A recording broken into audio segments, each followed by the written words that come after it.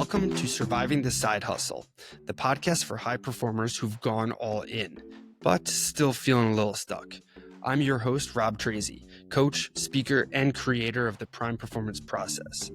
If you're a solopreneur, small business owner, or just launched your side hustle and you're tired of grinding with no momentum, this is for you. Every week, we bring you guests that have broke the code, generated momentum, and finally got unstuck. And we're diving into their stories, their struggles, and their secrets to generating massive momentum in both their personal and professional lives. We don't do fluff here. We do frameworks, real talk, and share the kind of insights that get you unstuck for good. Welcome, and let's get rolling.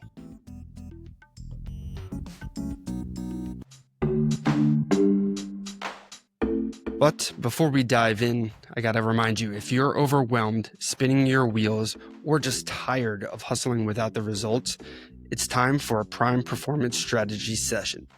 In this free call, we'll zoom out on your life and business, identify the real reason you're feeling stuck, and build a game plan to help you reclaim your confidence, energy, and gain some clarity so you can get back to doing what you set out to do. Lead, grow, and thrive. This isn't surface level coaching. It's a system built on resilience, intentionality, clarity, and alignment.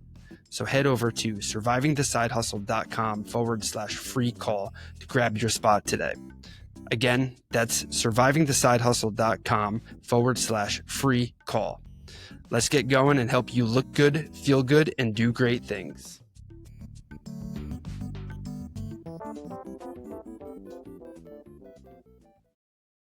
What's going on, and welcome back to another episode of Surviving the Side Hustle. I'm super excited to kind of dive into today's conversation because the guest we've got on today is Caroline Sangal. She is the founder of Next Success Careers and is a high-achieving scientist and recruiter who checked every box of traditional success.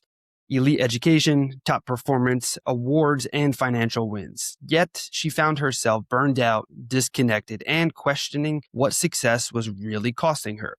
In today's conversation, we're going to explore a lot of different things from identity, pressure, health breakdowns, career pivots, and what it actually means to create success that fuels your life instead of draining it.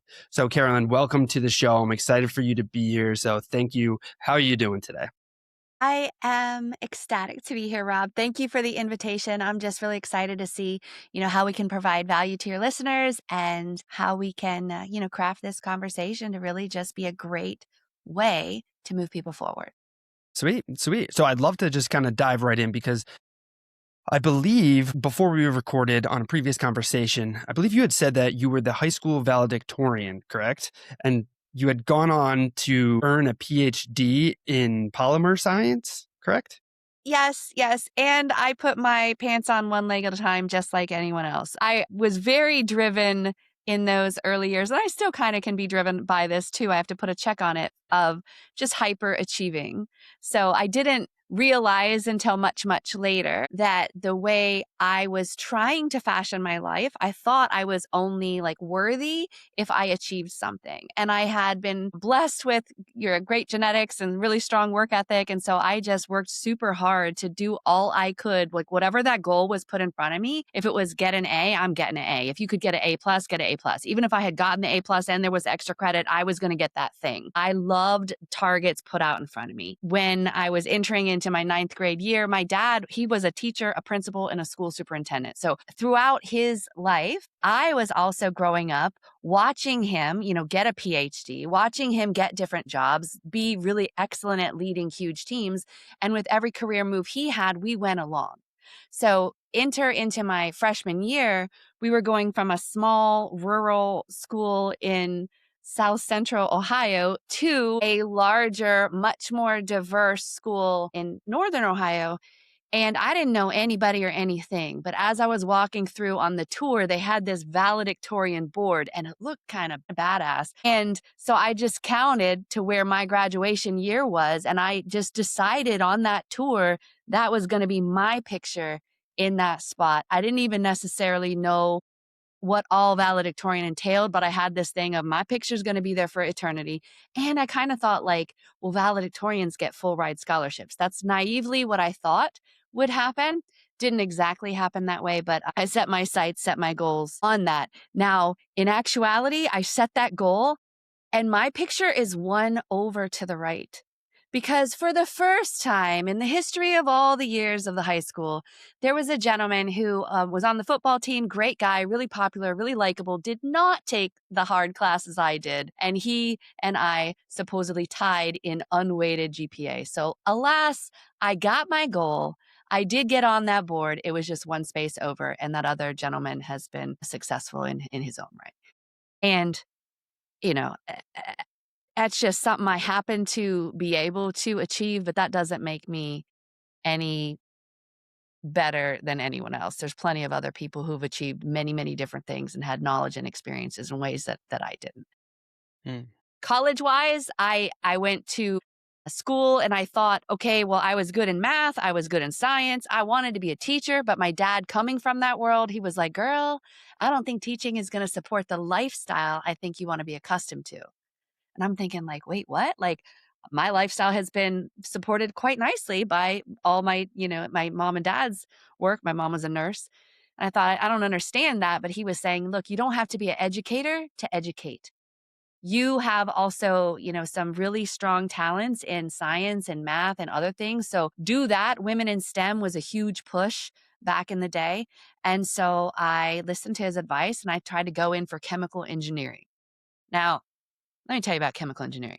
These people, and I could do it and I could do it well. And so here comes the thing. I can do stuff and I can do it well, but it doesn't mean that I was internally fulfilled and satisfied and lit up. So chemical engineering, they do things like calculate the pressure that drops through a pipe in a bunch of industrial equipment or reactions, etc. I could care less. I could frickin' care less. I mean, I'm glad for safety and all that, like that some people are doing that. That's a great, good job. I understand if I'm trying to wash my car and I have a shorter hose, I'm going to get higher pressure than if I have a really long hose.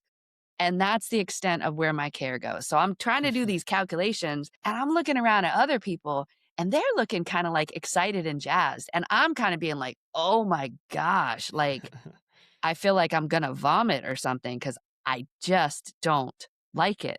But then I felt compelled that like, oh man, I've just spent, 2.5 years into this major and Mm. I'm, valedictorian most likely to succeed. I can't quit this thing, but how can I change it and shift my focus? So I thought, okay, well, what's in the pipe? Maybe I'll focus on what's in the pipe, not how the pressure's dropping while it goes through the pipe. So I switched to chemistry, graduated with that for undergrad. I was very fortunate to get into a company. Chemical engineering schools have these things called co-op programs where after a while you're going to go spend a semester working in a real company, come back to school for the next semester working in a real company, back to school. And so by the time you graduate, if you participated in that, you'd have a year of solid industrial experience under your belt. Mm. Engineers had that. Chemistry department did not have that. But I had seen that thing dangled in front of me. So by golly, I'm going to make that happen. Proactively put myself out there, connected with a company, got a job in a company, getting to work for them, getting to see real world how some of this stuff was coming to play. And that's where I got interested in polymers. So polymers are like rubber and plastic. Those things come together. So how does that work in actuality? Well, like let's say you brush your teeth, like the Reach toothbrush, that grippy part, that kind of thing is what I was working with at that time. Or the golf club, the grip on a golf club, those kind of things I was working with. So I felt it was super interesting. I happened to be in Akron, Ohio, that they had a very well-known program. And I learned from my mentor at that company who happened to be a woman, which was unheard of in the 90s. If you've got a woman in a chemical company in the 90s, she probably was the admin, right? But this lady, she had had a PhD. She encouraged me to go get mine. I applied. I was very fortunate to be selected. I didn't pay a dime for my graduate school. And in fact, then I had earned a fellowship that only one person in all of North America was able to get. So I was very fortunate to have been given opportunities and people saw something in me and I did it and I did it well. And still I was, I think, conforming to what I thought a scientist was, which was going to be like a little more quiet, a little more reserved, kind of way more extroverted, way more extroverted and out there. Um, and I did it and I did it well, but it wasn't it for me. I always had this nagging feeling of like, there's something else. There's something else I'm supposed to be doing. Yes, you shared a lot of great things there, from the power of like mentorship and just like chasing after the goals and grit, resilience, hard work, all of those things. And I just want to take a second because I relate to what I'm hearing you say about how like a lot of success was being defined for you and kind of put in front of you. And because I was in a similar spot where I was just kind of chasing these milestones because that's what I thought that I needed to do to be successful. And that ultimately led me into like strength and conditioning, where I was pretty close to alignment with what I wanted to be doing, but it was just slightly off. So there was like friction every time I'd go through training sessions and coaching calls and things like that, until eventually I built up a spot where I had gone into a very severe like burnout phase, and eventually shifting gears into what I'm doing now, personal performance strategy. So I want to kind of bring us back there. And you had mentioned how your dad was kind of putting this in front of you. He was kind of guiding a lot of your decisions. And you had mentioned where it kind of started to, but I want to ask where, if there is a specific moment that you were like, all right, something's off here. This isn't the winning that I necessarily want to. Was it there when you shifted kind of in chemistry, or was it a little bit further? Or even maybe we haven't even got to this part yet in the story about where you started to building next success careers. Yeah. Is that So where it was? it's different. Here's the thing. You're going to get a whisper. You're going to get a whisper. You're going to get a whisper. You're going to get a whisper. And then you're going to get your ass sat down. So I think that one of the first whispers that I started to pay attention to was that swift switch from engineering to chemistry. That was one of the first whispers, right? A lot of them, though, I tried to override because it's like, I know what's good, or, I got to do that super hard thing because that's how you're going to make money. And then you kind of get older and you realize there's people at McDonald's, like legit, some people at McDonald's that are just making their McDonald's money, but they're actually happy and they're supporting families. And you're like, how does that make any sense? But it does, from the things that they've done. So I think the first whisper was that shifting from engineering to chemistry. See, I spent all this time trying to what I did was who I was. Right. And I Mhm. liked being recognized as like, oh, she's getting her PhD. Oh, she has her PhD. Oh, she's a valedictorian. Oh, blah, blah, blah, blah, blah. While I wasn't even consciously aware, but I'm like eating my feelings, right? Like I'm just, trying to get dopamine rushes by either caffeine or sugar or something of that sort, not moving my body in a healthy way. Come to find out later on, trauma that I had blocked, some of those feelings that you get while exercising, like out in water. I loved water. I loved water sports because when you sweat in the water, you don't feel that you're sweating. It kind of comes differently. But if you're like trying to run or this or that, that same feeling of that like initial perspiration was the similar feeling I had had from like a trauma event where I wasn't able to escape and someone kind of took advantage. So like for me, I had a block about that, like just that heart rate elevated perspiration thing. So that wasn't my go-to. My go-to was I'm gonna eat chocolate, I'm gonna eat a brownies, I'm gonna eat whatever the heck, like not, and like, you know, I'm so smart, right? You know exactly what you should do, and you're not doing it, right? Yeah. So that was one of the things. Okay, so I graduate, I get a job at a company using my PhD, studying things like how cracks started and grew. And so I like to say, you know, decades ago, I studied how cracks initiated and progressed to failure in materials, and now I do it with people. Even when I was trying to study how a crack started, how it grew in something like an adhesive for bonding metal car parts together, I wasn't trying to break it. I was trying to be able to say, here's how our material can withstand all of those forces and that catastrophic failure, be able to adjust and absorb the energy around it so it doesn't break. Now I do that with people. So in my science career as a scientist, I am commercializing multi-million dollars of adhesives. I'm developing new fatigue and fracture test methods, and I'm passing them on to multiple different sites. And I'm feeling pretty good. Like here I am, this young hot shot, in a company where people had been there 10, 20, 30, 40 years even. I'm thinking I'm going to retire from that company. I'm kind of conforming still though, because I'm doing it and I'm doing it well, but yet I'm still eating and I'm getting up to higher and higher weight and not necessarily living true to my values of who I wanted to be. Then the auto industry tanked. And next thing you know, me, my two technicians, and 297 other people were laid off. Now, at that time, I'm pregnant with our second kid. When I was pregnant with our first kid, my husband's job one week was like, "Congratulations on your 10 years at this company. We are so grateful for you." And literally the next week they said, "Ooh, your position is moving to Europe, your headcount. That's where it's going, but you're not. So thank you." And I was like, dang, anytime we had a kid, somebody loses their job. So never did I ever in my wildest dreams. I used to try to make fun. I had all this I was competing against the world and not realizing that now I know the only person I'm truly competing with is me from this morning. It's not me against everybody else. It's really not. We're all given different gifts and talents on purpose for a purpose only we can do. I don't need to compete against you or anybody else. I need to just be the best me. Well, I get laid off. I'm pregnant. And I'm like, damn, I am now barefoot, pregnant, and getting unemployment. So I am living off the government. Most likely to succeed. Ha ha. Never did I think that was going to happen. So, but then I was like, all right, forget it. They can't see my value. Forget it. I'm going to just pour everything into my kids and my family. And so I was a stay-at-home mom. My husband went back, got his MBA, ended up getting a great job. Grateful for that.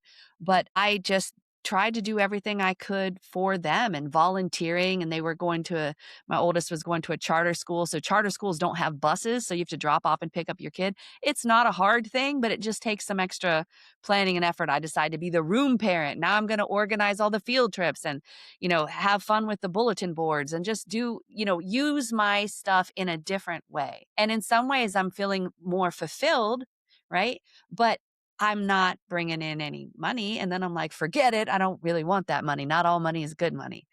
Well, then my youngest is getting ready to go to kindergarten. My husband says to me, "You really need to get a job." And I'm like, I literally bit his head off. I'm like, "What the heck, get a job?" I didn't say heck, but I was like, we got two kids getting ready to go in school. They're in a charter school. I'm the room parent. I didn't go to school for computer science. I can't do chemistry from home. What the heck? I don't understand. You think I'm gonna go work at Target? That'd be about the only place that has flexibility that I need. And he's just real calm and amazing guy. And he says, "Look, all I'm telling you is if somebody ever talks to you about a job, don't tell them what you can't do or you won't do. Tell them what you could do or you would do." So I'm like, "Oh, okay, Couple days later, literally, I get a phone call from a company trying to recruit me to work at my former company's main competitor. I mean, they did a great job because I could have done that job in my sleep. I would have I would have pretended I enjoyed it, right? Hmm. But it would have required us to move from North Carolina to Michigan to the Detroit area. I'm weird. I grew up in Ohio. I actually love Detroit area. I mean, Henry Ford was from there. How can you not love the innovation that came out of that that location?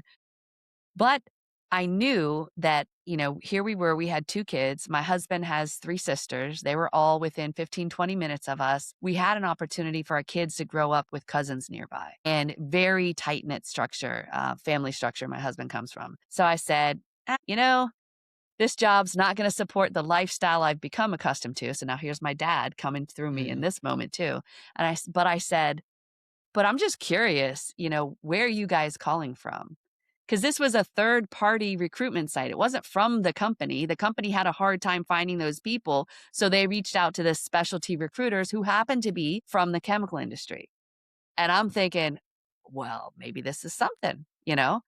Turned out that location of that company was not even 10 minutes from my house. And they recruited globally for the chemical industry. And so now I had neurons firing that hadn't fired in a while. And I'm thinking, okay, this is it. Because before when I was a scientist, I was thinking, one day when I die and I, get to the pearly gates and it's just let's go ahead and review your life and what'd you do? Trying to be well, I made adhesive to bond metal car parts together. It just kind of had that, "Oh, what, who cares?" But then I'm like, I know. Now to be well, I help people to get jobs that they loved and have a really great environment for their families. Okay, maybe there's something.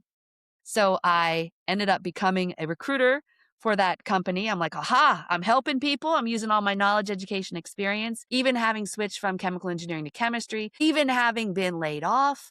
It now all has a use, a positive thing, right? Like you hear everything's happening for you. And like when you're in the middle of going through some nonsense, you think, yeah, right, you know? Yeah. But in this moment, though, I'm realizing, oh, now zoomed out, that actually did happen for me because now I can use that.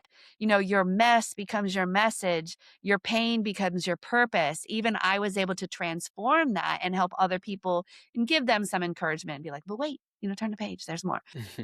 There was another of those whispers was, kind of shifting from not taking that other scientist job into the recruiting. I could keep going until we get to next success, but I don't know if you. Yo, what's up? Sorry for interrupting. It's me, Rob. If you've been listening and thinking, man, I just know I'm capable of so much more, but something's just really not clicking, well, I've got something for you. It's called the Prime Performance Personality Quiz. And in just a few minutes, you'll uncover what's actually slowing you down. So whether it's a mindset block, energy drain, or a lack of clarity, this quiz is going to give you specific insights to help you build momentum again. Again, this quiz is free, fast, and honestly, freakishly accurate. So take it now over at survivingthesidehustle.com/quiz and stop spinning, start winning today. No, I'm going right along and I'm loving this and I'm relating a lot of the story and like the moments that are kind of like, oh, okay, the reflection and seeing that to a lot of stuff in my own story. And I know a lot of other listeners are probably going through a lot of those as well. Uh, I guess maybe a question before we kind of continue on here though is, or maybe this will actually be better answered down the road is, do you think, because a lot of listeners here are currently in positions, they have other jobs or passions that they're excited about kind of starting, they're a little afraid of leaving the stuff behind. Do they need to go through those valleys of hardship to kind of step into the next success career? I mean, it's kind of like if you're in school and you have a term paper due and you know about it all semester long, and that thing is going to take as long as you let it, right? So, do you have to go through the valley of despair and the pit and the, you could, right? That kind of pushed me forward in some ways that and we'll get to that a little bit, but you don't have to because if you're starting to feel these tugs and these things of like, I don't know that this is completely it for me, or if you want to start dreaming of like, no, but really, and this is something that I used to ask my candidates when I was recruiting, and I definitely ask my clients now, but like, for real though, like just try to close your eyes for a moment. Let's take some deep breaths. And like, let's just imagine, like, if it were all possible, if you really could do whatever, like, what is it you would love your life to look like? For real, though. What do you love to be doing? What lights you up? If money wasn't an object, and we know it is an object, and it's a very important object, but if it wasn't, like, what would you love to be doing? And let's just dream. Sometimes you kind of we get a little bit older when we get into the corporate world or the working world or whatever or academic, whatever route people take, military, whatever. You kind of get into that and then you're like, well, I guess this is it. I'm grown up now, man. I guess that's why they call it work. It's not called fun. So I'm going to just buckle down and then do whatever the hell I can because you got to have this, you got to have a paycheck, you got to have insurance. And you kind of do. And your life's not over. You Mhm. can strategically plan. You can start to strategically plan. You can start to define what you will and won't accept, what you would love to do. Like my husband was saying, don't tell him what you can't do and you won't do. Tell him what you could do or you would do. Well, let's start dreaming a little bit here, and let's start doing that. Because the reality is, even in this recruiting, I'm telling all this all high and mighty now, right? Like, oh, good, nice, good job, Carolyn. Wow. And it took me about 3 years before I left my recruiting role and started my own company. Why did it take me 3 years? I was scared. I wasn't sure. I was, again, being defined by what I did, not necessarily who I was. I had some internal reality, I didn't know because I just kept pushing and pushing and pushing and pushing and pushing and pushing. I never took a break. And there were some internal things that I needed to recognize, heal, and move from that were nothing to do with my academic performance or my work performance. It was all about, you know, allowing myself the time and freedom and the space to explore some of those things and to get more holistically healthy in my body, in my emotions, in my even spiritual life, to try to just, those things. It was just like, oh, there'll be time for that later. There's going to be time. Yeah, I'll do that tomorrow. No, no big. I gotta push. I gotta grind. I gotta get this done. Or I gotta do these things, right? And so, while I was recruiting, they had this thing called pace setter. Okay, well, what is pace setter? Well, sounds pretty damn cool. I'm gonna be the pace setter. You know, it was 2% of all the recruiters, not just from that company, but that company was part of a larger franchise umbrella that did recruiting for all sorts of industries, not just chemical. The whole thing, all over the whole world. You know, I don't even know, tens of thousands of recruiters in this particular thing. But the top 2% were designated pace setters, and they got to go on some really cool vacation. So hook me up. There is something I can go for. I didn't even know what the hell it meant, but I'm gonna get that thing because here I am pushing to get that award and to have something else that's like a bona fide backup of, yeah, this girl's something. Because I didn't have it internally. I mean, I just didn't. I don't know why, right? Like anybody else, you can look at somebody and you think these people are so successful. Wow. And internally, they feel like they're nothing, And it's like, don't let anybody know that I'm just a screw up. Let's not let that out of the bag. But I'm pushing to get this pace setter thing. And then the vacations were in February. Now, let me tell you, think about your schooling, or if you have kids, what are they doing in February? They're going to school. There's no big vacations in February. And that's why, like, that corporate company, oh, it makes real great sense. We're going to get a great deal if we put our pace setters at this vacation in February because nobody else wants to go at that time. So then I'm going on these vacations, but I'm by myself. I'm like, well, that's not like what I signed up for. And then when I actually was going on vacations with my family, I'm so, dedicated to my job. I'm taking calls from the line in Disney, getting the internet package on a cruise just so I could be in contact and move things forward because I'm so dedicated to my job. And then COVID happens. And now all the kids' activities shut down. And then I had kind of been at home and now everybody else is at home. And now, as a parent, as a mom, as a wife, like the reality is if you're in a relationship with somebody that you love, it's not all about you. And so I'm trying to quote balance, like work-life balance is an absolute freaking fallacy. There is no work me and a home me, and I'm just going to balance that scale. Screw that nonsense. It's only one me. But I was definitely not showing up how I wanted. I was screaming rage, this hidden rage, right? I didn't know the source, but I'm like, if I was trying to be on a call with a candidate, trying to move something forward with a hiring manager and some just beautiful soul that I happen to be fortunate enough to have the privilege to try to mother for a set period of time would come to my door, I would scream, "Mommy's on a call. Stop it." Like if kids are just being kids, making a little bit of noise, it was all that and then some. My husband would try to be like, "Do you have a minute?" I'm like, "What? Don't you see the door shut?" Like, oh my gosh, there's just, I can't, I wish I could change it. I didn't realize the damage that I was doing. That's not true to who I was, but I'm chasing that daggone pace setter thing. And I'm thinking my kids are going to always be there. My family's going to always be there. And then kind of COVID happens and we were all high risk for different reasons. So we're all stuck, but we didn't necessarily develop our relationships. We just became more isolated, everybody in their own rooms, and not everybody is always going to be there. So that was kind of another whisper. Well, then I had gone on, cause I'm still eating my feelings, right? So I had went from, I got up to class 2 obesity. I had high blood pressure with 1 medicine, then 2, then 3. And I'm thinking, well, that's just what happens when you get old, right? Because work's not supposed to be fun. It's work. And as you get older, you're just naturally going to start, you see old people with all their medicines. I guess that's just what happens. I guess I'm just getting old. And then I would just be sitting, and a couple times it was like really freaking weird.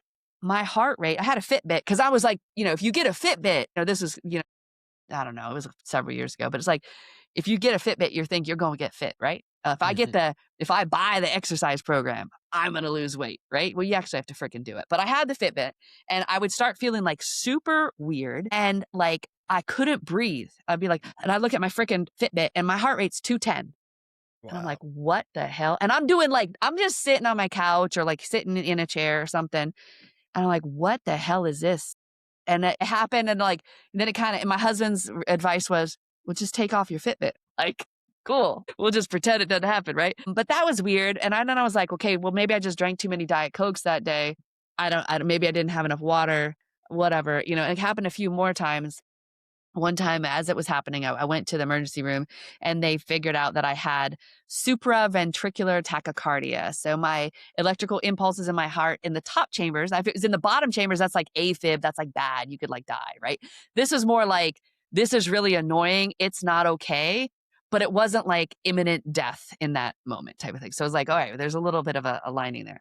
Well, I needed to get a cardiac ablation. So they were going to thread something through, something down in my groin area, thread it all up to my heart, and then zap the faulty electrical signal. And at that point, I was like probably 40 pounds heavier than I am now. And after that surgery, the surgeon says to me, look, Carolyn, it's like, you ever seen like a really dry, drought, kind of grassy field, like huge, like every direction you look, it's just dry, taller grass. And I'm like, okay. He's like, you're holding the mat. You're holding the match. Either you need to make some serious changes or this thing is going to all burn down. And I'm like, oh, okay. Right. I'm like, oh, shit, that was it. But then my heart started beating under. I'm like, all right, I got through that. No big deal. Right. And I'm not necessarily making serious changes. I kind of start a little bit, lose a little bit of weight, but I'm still yelling, still got those blood pressure medicines. The following year or so, or maybe it's still a couple years after that, but it was, and I'm still chasing this pace setter. Then a few years later became our 20th wedding anniversary. And my husband says to me, look, I am scared we're not going to have another anniversary. And I'm thinking, dang, I finally did it. I finally did way too much. And this beautiful, lovely man is sick of it. I'm thinking, okay, my family didn't have divorce. His family didn't have divorce. We're going to make it. It's going to be great. We have the house paid off. We got the cars paid off. We got the kids. We got the pets. We got it all. And he said, I'm scared we're not going to have another anniversary. And I'm thinking, oh my gosh, is he going to leave me? And then he says, because you're killing yourself. So he wasn't going to leave me, but he wanted me to make some changes. And he said, I remember who you are. My fear is the kids don't actually know who you really are because all they're seeing is this angry, yelling, you're trying to do all these things for them and for us, and we're getting the worst of you. We're not seeing any. And so then I was like, and I said, well, we have a kid getting ready to go to college. Like, don't we need the money? And he's like, we got our house paid. We got our cars paid. We got money is nice, but what good is money if you're not here? And I'm really, really concerned that you won't be here and we need you. Dang. So in one hand, he's like, you've been talking about leaving for years, talking about it. Some of this stuff. Cause you get into a company and you're doing well. And I was, number one or number two performer for several years. And then I started seeing like some problems and some things that I thought were like, man, that's not quite right. We shouldn't be doing it this way. And I'm kind of feeling like I'm something because I'm like the top performer. And surely if I point out this problem, we can fix it. But then I'm pointing out the problem and it flips. Like I point out the problem, now I become the problem because I pointed out a problem. And I'm like, oh, this is just freaking nuts. So that didn't. And then I'm not just yelling at my kids and my family. I'm yelling at my coworkers or my boss. And I'm kind of feeling pretty entitled because I'm the not top number one or two performer. Sucks to suck. But if you want this performance, you're going to just have to deal with, I'm going to tell you the hardcore truth. But after a while, I had to, on one hand, I'm like, dang, I don't want to quit. I never quit anything. I'm not a quitter, right? They chose to lay me off. I didn't quit that. You know, I chose to shift from engineering, to chemistry. I chose all these things. It's like a breakup, right? You want to be the one doing the breakup. You don't want to be the one that's left with the puddle, right? It's like, oh, it's going to feel better if I break up.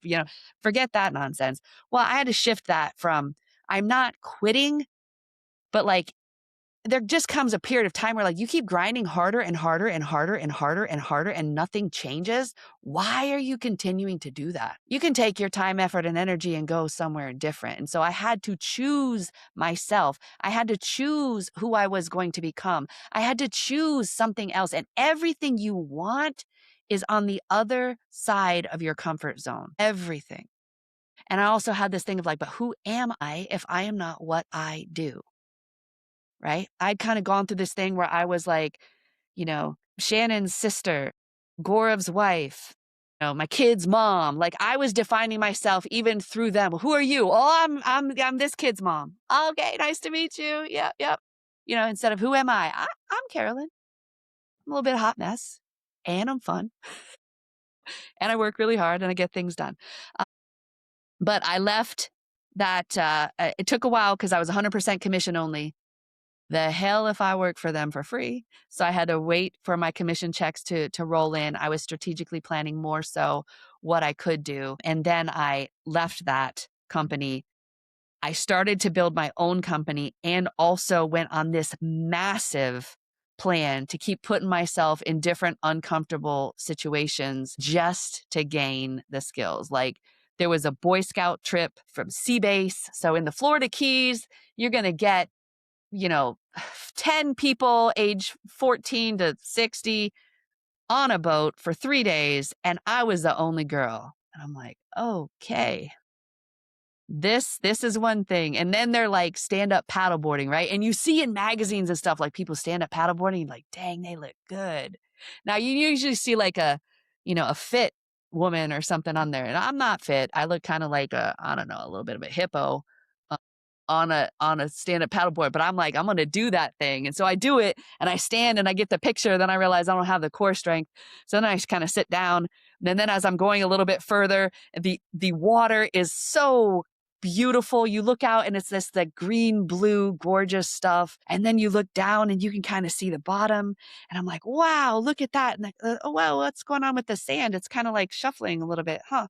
And then there was this huge stingray under my paddleboard that was larger in diameter than my paddleboard. And now I'm like, well, now I can't fall off, right? Because you had that really cool guy that got stung by a stingray and then his life was over and he did Steve something else. Irwin.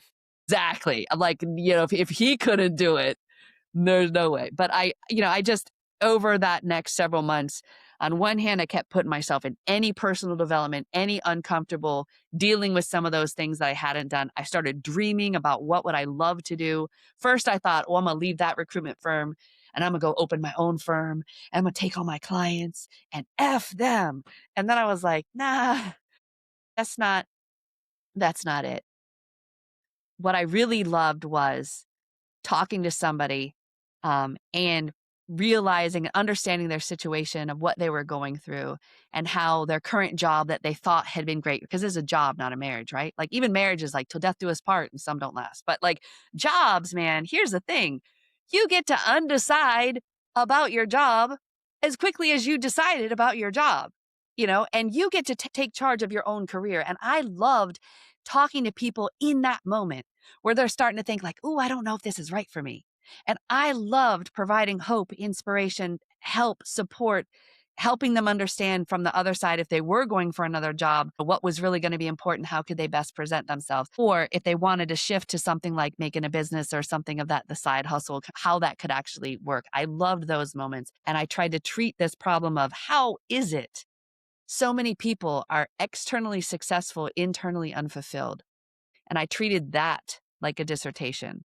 And I went and did all the historical background and the research and all that to try to get to today. And then I developed my own method called the Next Success Method to help, next chapter explorers become authentic success creators. There's the key, authentic.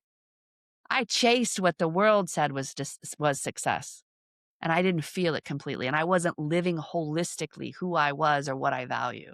And so I built a method with scientifically backed, data-driven assessments under it because 'cause I'm still a nerd. Because it's like, just because I was me, didn't mean I knew who I was, or didn't mean I understood how the gifts and talents that were poured into me were different or positively differentiated compared to others. I didn't understand that fully. I wanted some more data to help me decide, like, what I could do, how I could love the life that I have and have my career fuel it, not detract from it, so that by the time I am done working, I'm not completely exhausted. I'm able to be available. And now, I got one kid out of the house already. Um, this time is short, man. I'd love it if I can continue to make positive changes in the way that I show up with those most important relationships, so that these beautiful people who I, brought into the world want to come back and hang out with me. Like, that's the thing.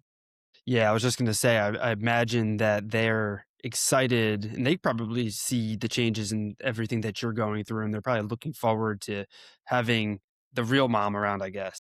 I mean, one would like to think that's how it goes, and my husband, he's a big supporter. He's like, "I know you, everything you ever do. There's an incubation period, and then you just hit the top, like, everything you've ever done." I'm like, "Okay." Age boys, you know, they're blunt truth tellers, not to say that and I'm sure if they're talking to other people without me hearing, they're, proud and excited, but, otherwise, they're just like, "Yep, you really should be working.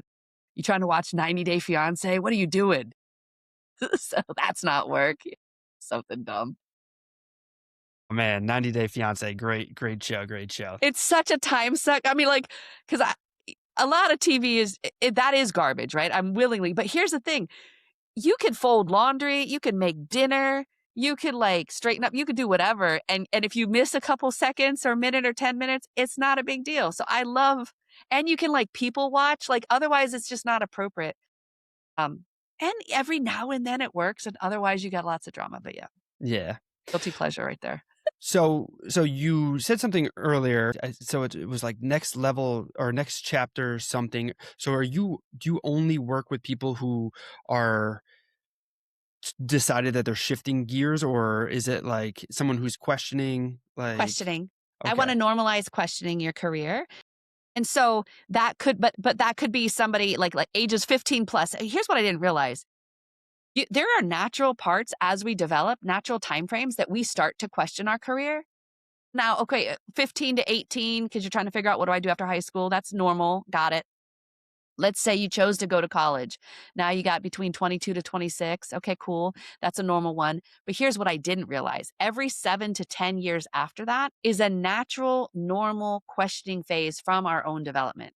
And questioning doesn't mean stuff is wrong. It's an opportunity for you to get closer to who you are, because some of those earliest decisions, now I have assessments and things I want to try to be able to like catch them early, right? Help somebody understand, help somebody make a wiser from the get-go, instead of just this meandering path of, I don't know, I guess I'll try this because they said math and science, so engineering must be it. And there are, and I could do it, but some things were counter to how I was hardwired, and so it was taking me tremendous amount of extra time, effort, and energy. Whereas if I knew how I was hardwired and how what I'm doing is aligned with that, that's why some stuff feels energizing and it feels exciting. It's like, man, I could do this all day and I could keep going, because it's going on how I'm built. And understanding that about yourself can really help you make a wise, like, this is why and this is how, and here's what I could do with it. And if somebody is at the phase of they do want to shift careers, even understanding from that assessment, it can link up to the entire government database of over 600 different jobs. So if you're starting to explore, you can explore from a not just, oh, this is what Uncle Bob did and my mom and dad and what my teacher said. That's such a limited set of data. They're yeah, not going to have intimate data of 600 different careers you could go to, or how understanding how you are well suited to be in that. Now that's just one phase, like how are you wired? Then it's got to be like, what are you interested in? What are the skills, the things you spent time, effort, and energy to learn? What's your personal style? Are you an introvert, extrovert, generalist, specialist? That affects how you show up at work. What about your goals, your values? What about the family you came from and the family you have now? All of those things influence what could be a good career for you. And understanding those parts intimately, you could start to make, okay, here's what I want my life to look like, a vision for that. Mm, Here's what I want my career to look like. And then we start planning that. Now, it's entirely possible. Sometimes people are like, you know what I really want to do is, I don't know, like make balloon animals. And you're like, wow, that's so cool. That's so cool. And then they're like, but I need insurance and this and that. And I can't necessarily do that with balloon animals. All right, cool. Then let's find out how we can make that a hobby. Let's find out how we can make that a side hustle. Sometimes it's just like you can endure the suck if you know that right after the suck, you get to do something fun. yeah. Right? Sometimes it's like that. But so it could be anyone questioning their career. It could be people who have companies who are trying to train themselves or their employees to understand, like, how is it that only 20% of people ever reach their full potential? Did you know that only 20%? And how Wow. you can unlock yours? I didn't know that. I found it out, right? And then, so that was part of a mental fitness, mental resilience pillar of my program. When I did that first, I'm like trying to take that because I'm thinking, aha, I'm going to do this for my clients. I'm going to learn this for my clients because they need it. And then I go through and I immerse myself in that particular program. And I had already told you I had 3 high blood pressure medicines. And in 8 weeks of that mental fitness, mental resilience program that I have as part of my offerings, my blood pressure, that top number went down 20 points Wow. and it hasn't gone back. So it's like, if Nice. you want to make new muscles, you do sets and reps of exercises, right? If you want to build new neural pathways in your brain so that you're not sabotaging your own success, but actually empowering yourself, you can do that through sets and reps of different exercises. And it can have profound, not only like rewiring of that, but profound effects on your performance, your relationships, and your well being. So I can work with individuals or companies who are wanting to tackle that. I can work with people who are wanting to like communicate better. So much friction can also be like, I'm direct, I overshare. My husband is indirect and doesn't share at all. But like there can just be friction and understanding like I'm not right, he's not wrong. We're just different. If Mm, I understand the way he needs to hear a message, I could consciously choose to phrase my stuff in the way that's going to be best heard by him. And then we have a better relationship. And whether that's a personal relationship or a work relationship or whatever. So I try to get at the root of what's propelling or keeping somebody from their authentic success, right? yeah. So, it wasn't the pace setter, it wasn't the money, it wasn't the house, it wasn't the things. Internally, I had some work to do.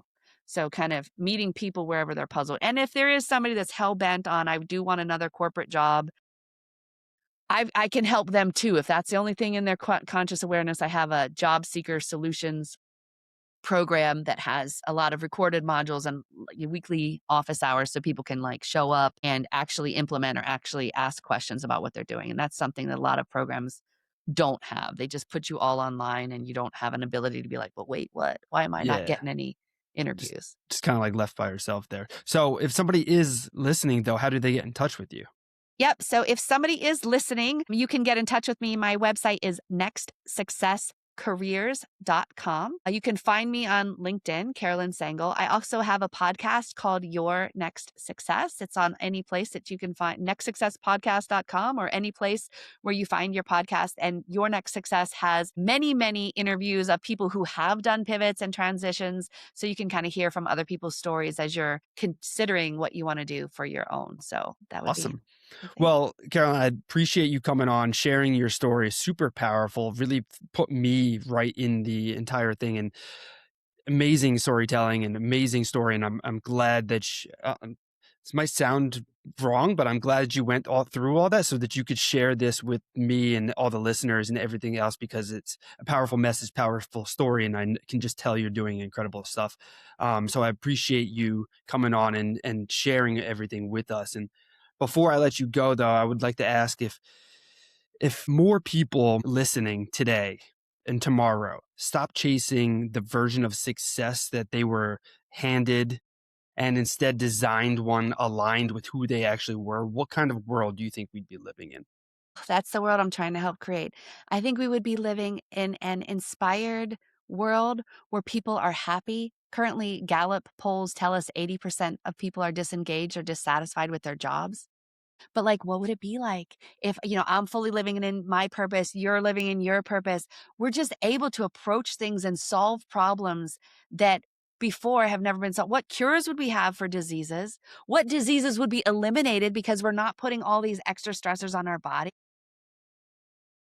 What kind of communities could we have? Like, I want to be in that world. And so I'm doing my best to try to show up authentically who I am. Because this is the thing, we're all made on purpose for a purpose only we can do.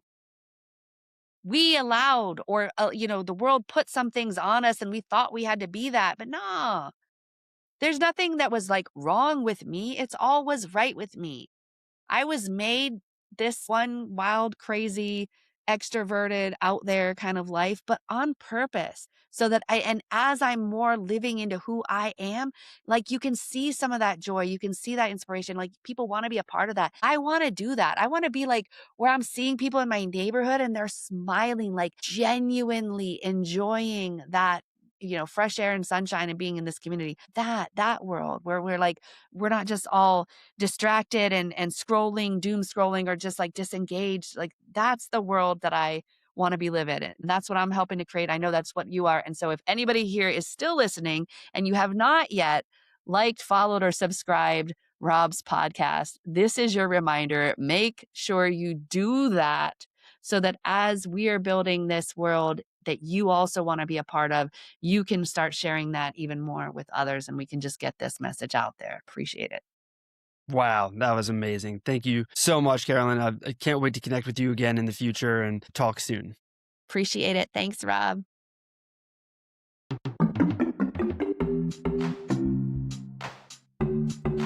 And that's it for this episode of Surviving the Side Hustle. If you found this valuable, the best way to support the show is to rate and review on Apple or Spotify.